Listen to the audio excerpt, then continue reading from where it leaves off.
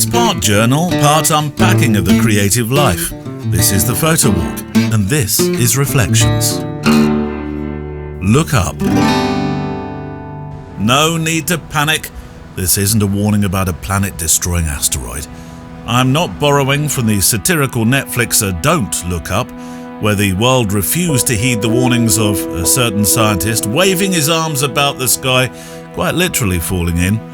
But in some, perhaps, no small way, and perhaps not so shoehorned, such is my favourite phrase for these features, that analogy is about perspective. And look up is a piece of photographic or compositional advice I once received, and I've carried it with me ever since. If advice from mentors is to some extent a pay-it-forward moment, then look up is perhaps one of the most important pieces of wisdom to pass on. A reminder to shift your perspective, to notice what others may miss, and to stay open to what exists beyond the obvious on the plane. Look Up came from a photographer named Steve Shipman, who sadly passed in 2018. Steve was an editorial and social photographer, a very good one too, and of all those I've been lucky to spend time with, one of the most generous in terms of spirit and advice. Look Up was gifted to him by a mentor, and he passed it to me, and now I'm passing it forward with respect too. Looking Up asks us to move beyond what's right in front of us, to stop for a moment in the blur of our horizontal forward-facing lives and ask, is there something above that may surprise? The way raindrops gather on a skylight during a storm, or the light breaking through a canopy in woodland, with birds in flight breaking that stillness. I asked another friend of mine, a portrait photographer, Paul Hudson, for a particular reason to think about this subject, this advice to look up, as I would imagine his life of picture making has been mainly on the plane, for obvious reasons.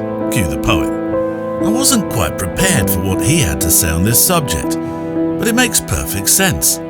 He said, funny thing, nature. Take crustaceans, for example, the crab, the lobster. Threatened, they stand tall, they inflate their bodies and raise their heads. But sensing defeat, they fold and diminish their apparent size.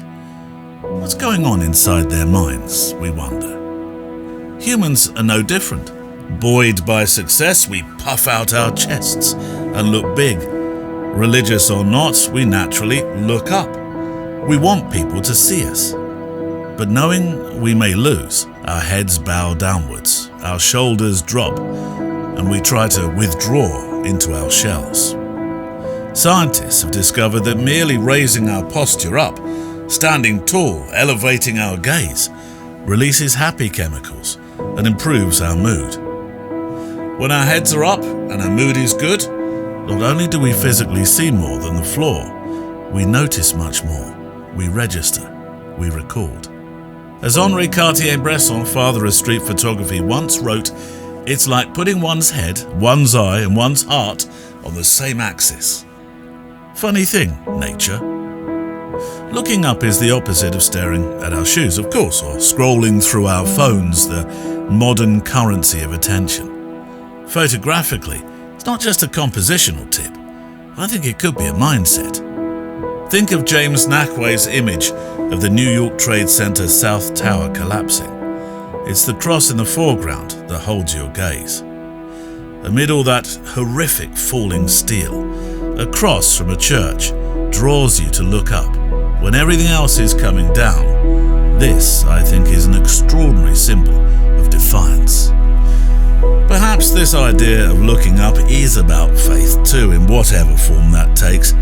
Belief in beauty, in perspective, in the possibility that things are bigger than they seem. So as Steve suggested, lift your gaze, shift your perspective. And if you happen to be carrying a camera, even better.